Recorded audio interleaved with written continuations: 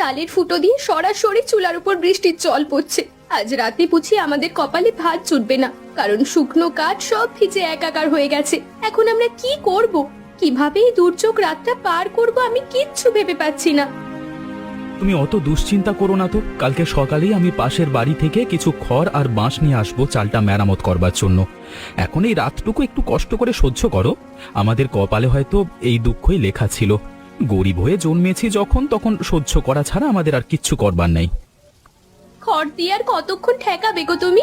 এই হাড় কঙ্কাল ঘরটা বাতাসে থর থর করে কাঁপছে, যে কোনো দিন ভেঙে আমাদের মাথার উপর পড়ে যাবে। আমার নিজের জন্য ভয় লাগে না গো, কিন্তু তোমার এই হাড় ভাঙা খাটুনি দেখে আমার বুকটা একেবারে ফেটে যায়। আমি দিনরাত এক করে খাটছি শুধু একটা টিনের চাল আর পাকা খুঁটি করবার জন্য। বিশ্বাস করো, খুব শীঘ্রই আমাদের দিন বদলে যাবে। ওপরওয়ালার উপর ভরসা রাখো। পরিশ্রমের ফল তিনি একদিন না একদিন ঠিকই দেবেন। তখন আমাদের আর ভিজতে হবে না এমন ভাবে। তোমার পরিশ্রম আমি দেখি, কিন্তু ঘরে এক মুঠো চাল নেই, তরকারিতে দেওয়ার মতো নুনও নেই। এভাবে আর কতদিন শুধু স্বপ্নের উপর ভর করে কাটবে বলো তো? পেটের খিদে তো আর স্বপ্ন দিয়ে মেটে না, বাস্তবটা বড়ই কঠিন। আজকে মালিকের কাছে অগ্রিম কিছু টাকা চেয়ে অনেক অনুনয় বিনয় করেছিলাম, কিন্তু তিনি একটুও দয়া দেখালেন না। তবে মন বলছে কালকে নিশ্চয়ই কোনো একটা ব্যবস্থা হয়ে যাবে। তুমি চিন্তা করো না, ওপরওয়ালা একটা পথ ঠিক বের করে দেবেন।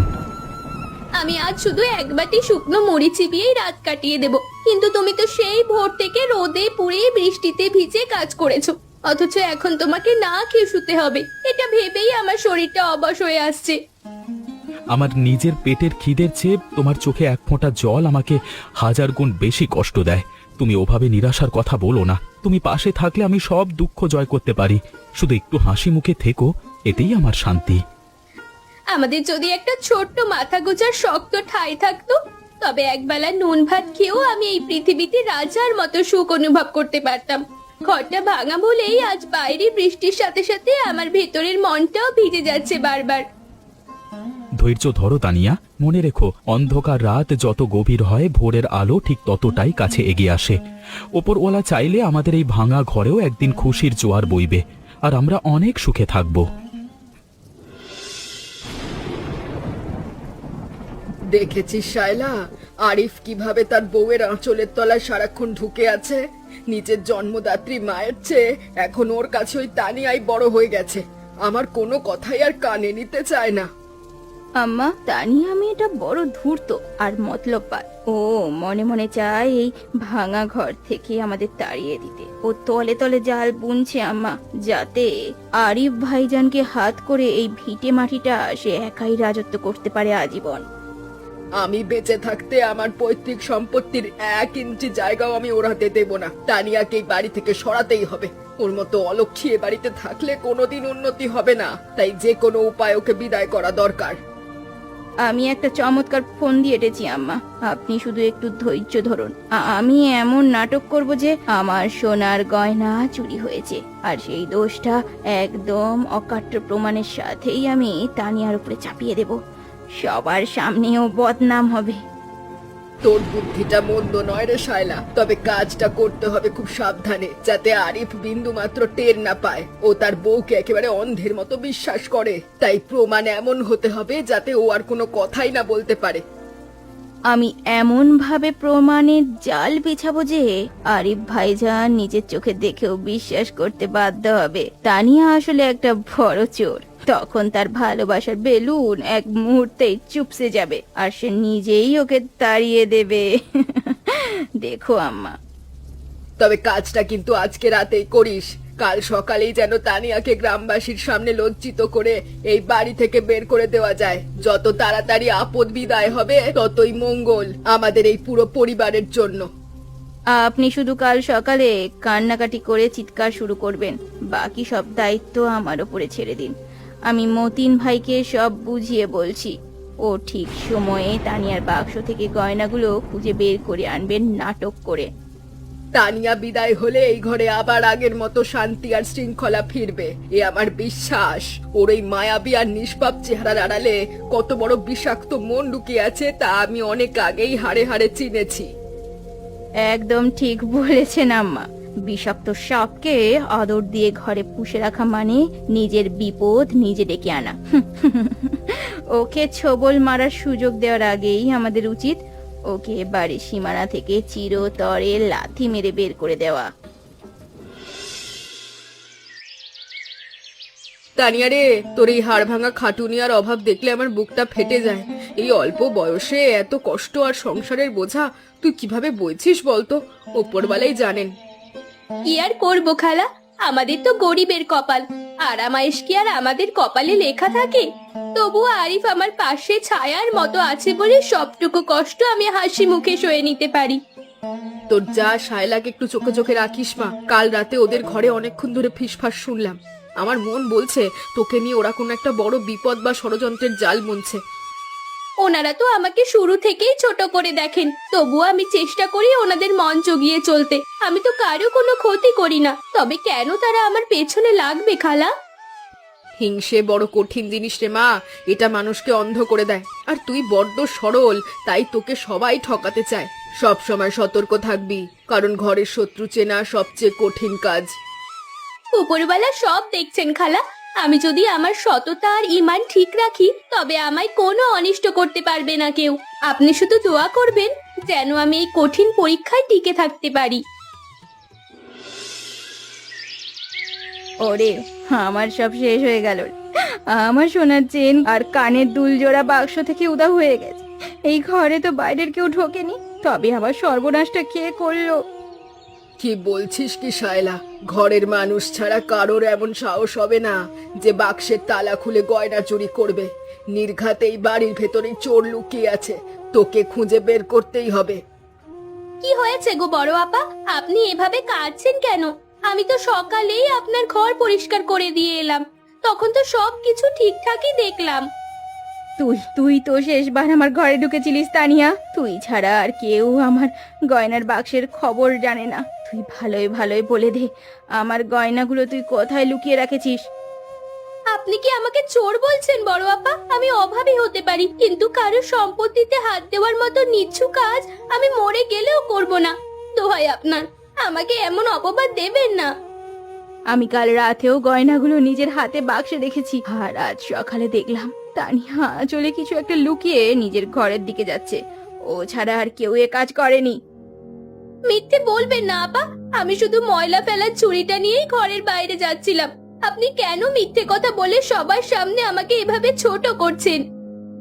আর কথা বাড়িয়ে লাভ নেই। তানিয়ার ঘর আর বাক্স তল্লাশি করলেই সব পরিষ্কার হয়ে যাবে। চলো সবাই দেখি ওর ওই ভাঙা বাক্সে আমার বাড়ির সম্মান লুকিয়ে আছে কিনা। ঠিক বলেছেন মা, চলুন এখনই ওর ঘরে যাই। সত্যটা সবার সামনে আসা দরকার, যাতে বাড়িতে আর কোনো চোর না থাকতে পারে। বিশ্বাস করুন ভাইজান, আমার তানিয়া এমন জঘন্য কাজ কোনো দিন করতে পারে না। ও অত্যন্ত ধার্মিক আর সৎ একটা মেয়ে। অভাব থাকলেও ও কোনোদিন লোভ করেনি। প্রমাণের আগে তো কোনো মন্তব্য করা যাচ্ছে না আরিফ।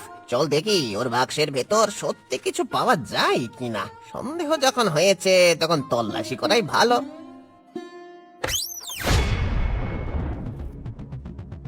এই তো দেখুন, তানিয়ার ময়লা শাড়ির নিচে আমার সোনার চেন আর গয়নাগুলো কেমন সুন্দর করে লুকিয়ে রাখা হয়েছে। এখন কি বলবে তানিয়া? চোর ধরা পড়লে কি আর নিস্তার আছে? হ্যাঁ, এই গয়না এখানে কিভাবে এলো?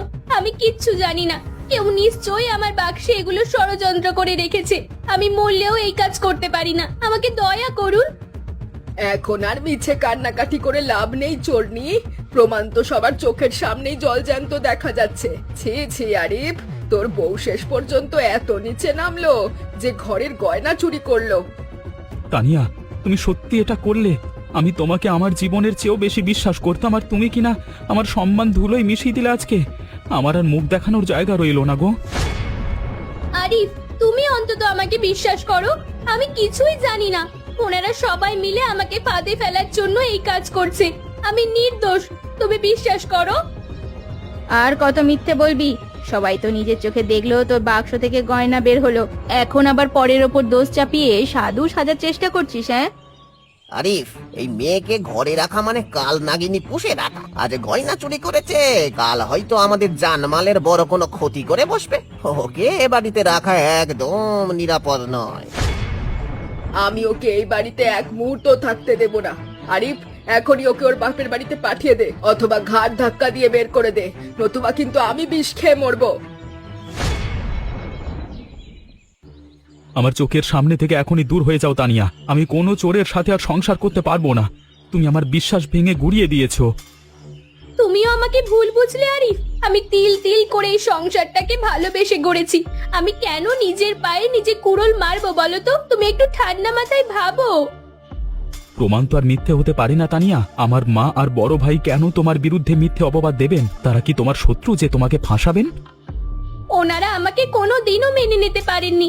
আজ সম্পত্তির লোভে আমাকে সরিয়ে দেওয়ার জন্য এই ঘৃণ্য পথ বেছে নিয়েছেন। ওনারা আমাকে ঘর থেকে বের করতে চান। মুখ সামলে কথা বলো তানিয়া। আমার পরিবারের নামে কোনো আজে বাজে কথা আমি সহ্য করব না। তোমার এই চারিত্রিক দিকটা আমার জানা ছিল না। আমি আজকে বড় লজ্জিত।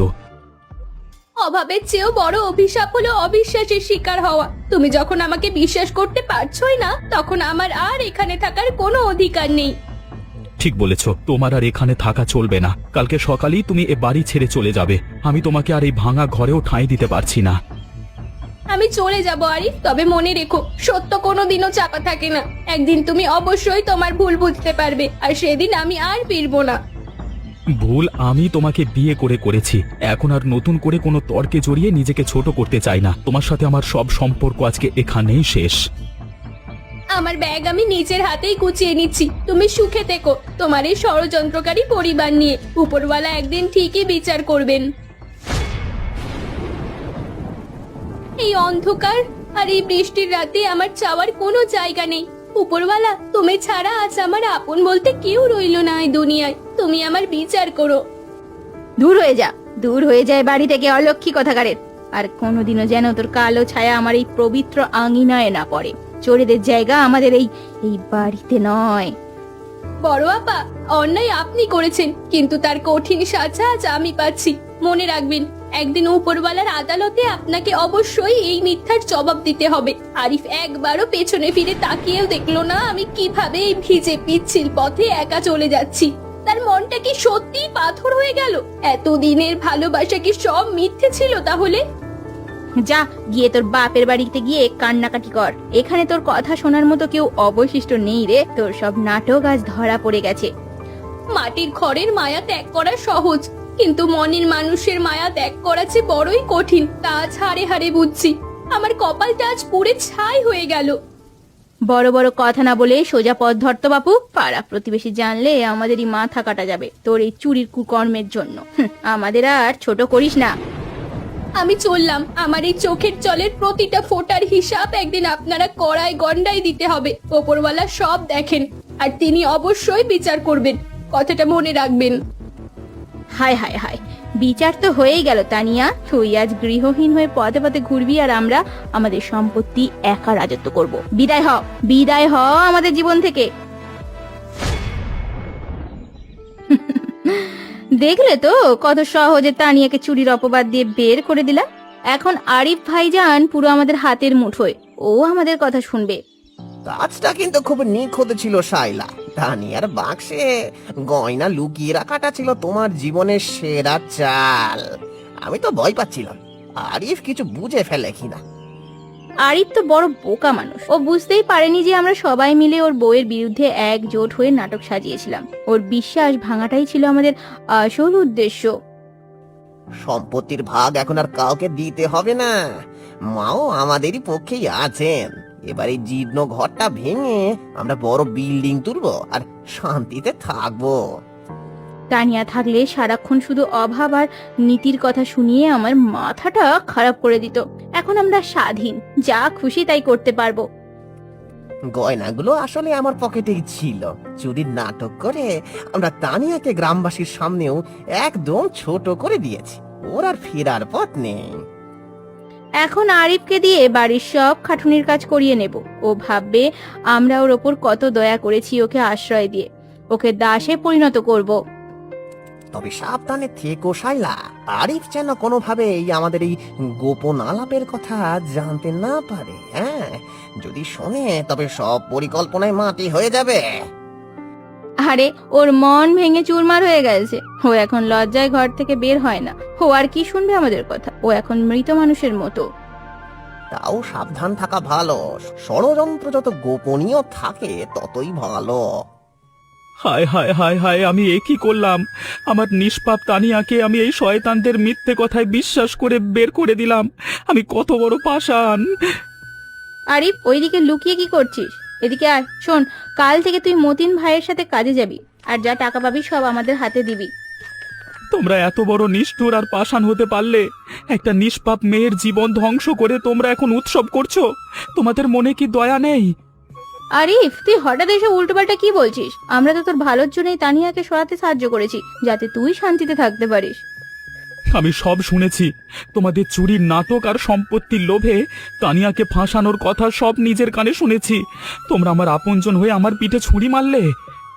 অত রাগ করিস না, আমরা যা করছি তা শুধু আমাদের বংশের মর্যাদা আর আমাদের ভালোর জন্যই হয়তো করেছি। মাথাটা ঠান্ডা কর। মর্যাদা? তোমরা তানিয়ার মতো পবিত্র চরিত্রের মেয়ের গায়ে কাদা মাখিয়ে মর্যাদা মাচাচ্ছ? আমি আজই তানিয়াকে ফিরিয়ে আনবো, আর আজকে থেকে এ বাড়িতে তোমরা থাকবে না।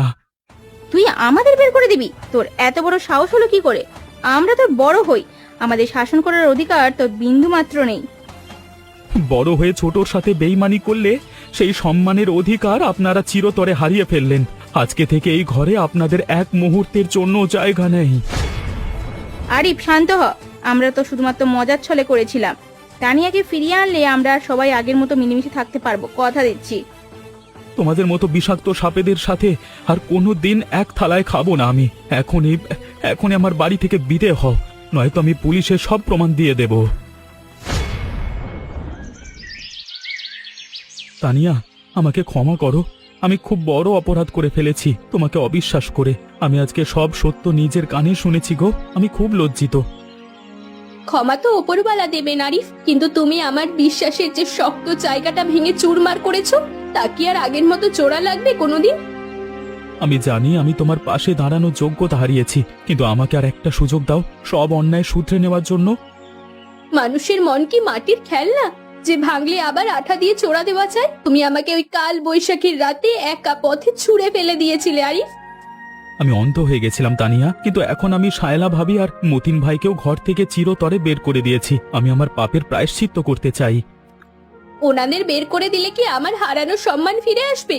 গ্রামবাসী তো এখনো আমাকে চোর আর কুলটা হিসেবেই চেনে। আমার খুব ঘৃণা লাগছে, খুব। আমি সবার সামনে দাঁড়িয়ে উচ্চ কণ্ঠে সত্য বলবো তানিয়া, তোমাকে পূর্ণ মর্যাদার সাথে ঘরে ফিরিয়ে নিয়ে যাব। আমাকে বিশ্বাস করো আর একটিবার। আমার আর কোনো পার্থিব চাহিদা নেই আরিফ। আমি শুধু চেয়েছিলাম তোমার অটল বিশ্বাস। সেই বিশ্বাসটুকু ছাড়া আমি আজ বড় একা আর অসহায় বোধ করছি। চলো তানিয়া, আজকে আমাদের সেই ভাঙা ঘরটাই নতুন করে সাজাবো, যেখানে শুধু তুমি আর আমি থাকবো, আর কেউ আমাদের সুখের মাঝে বিষ ঢালতে পারবে না। তোমার অনুশোচনা দেখে আমার পাথর মনটা কিছুটা নরম হয়েছে। ঠিক আছে, আমি তোমার সাথে ফিরে যাব, কিন্তু এবার সম্মানের সাথেই বাঁচতে চাই। আজকে মালিক আমার কাজে খুশি হয়ে অনেক টাকা বকশিশ দিয়েছেন, তাই তোমার সবচেয়ে প্রিয় মাংস পোলাও নিয়ে এলাম আমাদের জন্য। কতদিন পর আমরা এভাবে এক পাতে শান্তিতে বসলাম গো। অভাব থাকলেও তোমার এই ভালোবাসা আজ আমার সব দুঃখ আর ক্ষত জড়িয়ে দিচ্ছে। জানো তানিয়া, কলা পাতায় এই পোলাওয়ের স্বাদ পৃথিবীর যে কোনো রাজপ্রাসাদের খাবারের চেয়েও বেশি অমৃত মনে হচ্ছে আজকে আমার কাছে। শান্তি কি আর ঐশ্বর্যে থাকে? ঘরটা যদিও আমাদের ভাঙা, কিন্তু এখানে আজ যে নির্মল শান্তি আছে, তা কোনো ষড়যন্ত্রের অট্টালিকায় কোনো দিনও পাওয়া যাবে না। আজ আমি খুব খুশি। আমি ওয়াদা করছি তানিয়া, সামনের মাসেই আমি টিন কিনে এই চালটা মেরামত করব। তোমাকে আর কোনো দিন বৃষ্টির জলে ভিজতে দেব না, আমি কথা দিচ্ছি। চাল বদলে যা, ক্ষতি নেই, কিন্তু এই কলা পাতায় খাওয়া স্মৃতিটা যেন আমাদের মনে সব সময় আমিলন থাকে চিরদিন। তুমি পাশে থাকলে আমি অসাধ্য সাধন করতে পারি তানিয়া। আমার জীবনের সবচেয়ে বড় সম্পদ হলো তোমার ধৈর্য, সততা আর আমার প্রতি ভালোবাসা। আমিও চাই শুধু তোমার এই অটল বিশ্বাস, যেন কোনো তৃতীয় ব্যক্তি আমাদের পবিত্র সম্পর্কের মাঝে আর কোনো দিনও ফাটল ধরাতে না পারে। আজকে থেকে আমাদের এই ভাঙা ঘরটাই হবে আমাদের ভালোবাসার একটা ছোট্ট স্বর্গ। পেট ভরে গেছে, কিন্তু মন কিছুতেই যে ভরছে না আরিফ। তোমার সাথে এই সাধারণ খাবারটুকু আমার কাছে পরম তৃপ্তির বস্তু আজ। তানিয়া মা, তুই কি আমাদের একটিবার ক্ষমা করতে পারবি? এই বুড়ো বয়সে নিজের করা পাপের বোঝায় আমি আর সোজা হয়ে দাঁড়াতে পারছি না রে মা। মেজে বউ, আমি শয়তানের বুদ্ধিতে অন্ধ হয়ে তোর সোনার সংসারে বিষ ঢেলেছিলাম। আজ আমাদের যাওয়ার কোনো জায়গা নেই বউ, সবাই আমাদের ধিক্কার দিচ্ছে। আমাকে তুই বড় বোন হিসেবে নয়, তোর বাড়ির একটা দাসী হিসেবে হলেও মাফ করে দে বোন। এখন কেন এসেছো তোমরা? যখন তানিয়াকে চোর অপবাদ দিয়ে এ বৃষ্টির রাতে ঘর থেকে বের করে দিয়েছিলে, তখন তো তোমাদের মনে এতটুকু দয়া হয়নি? আমার তানিয়া বড্ড নরম মনের মানুষ, তাই হয়তো সে মুখ ফুটে কিচ্ছু বলছে না, কিন্তু আমি তোমাদের কোনো দিন ভুলবো না। থামো আরিফ, ওভাবে বলো না। ওনারা তোমার মা আর বড় ভাবি, রক্ত কোনোদিনও আলাদা হয় না। মা, আপনি এভাবে ভেঙে পড়বেন না। আপনি তো আমার মায়েরই মতো। সন্তান কি মায়ের উপর রাগ করে থাকতে পারে? আমি মা নামের কলঙ্ক রে তানিয়া। যে মেয়েটা অভাবের সংসারে আমার ছেলের পাশে ঢাল হয়েছিল, তাকে আমি বিনা কারণে কষ্ট দিয়েছি। তোর এই বিশাল মনটা যদি আগে বুঝতাম, তবে আজ আর এই দিন দেখতে হতো না। তানিয়া, আমি সম্পত্তির লোভে তোকে ঘরছাড়া করতে চেয়েছিলাম, কিন্তু আজ আমি বুঝতে পেরেছি মানুষের ভালোবাসা আর দোয়ার চেয়ে বড় কোনো সম্পত্তি নেই। তুই আমাকে ক্ষমা না করলে আমি সারা জীবন আগুনে পুড়বো। ভাবি, যা হওয়ার হয়ে গেছে, তা আপনি ভুলে যান। ওপরওয়ালা যখন আপনাদের ভুল বোঝার সুযোগ দিয়েছেন, এটাই বড় পাওনা। আমি আপনাদের নিয়ে মনে কোনো ঘৃণা রাখিনি। আসুন, আবার সবাই মিলে এই ভাঙা ঘরটাকে ভালোবাসায় ভরিয়ে তুলি।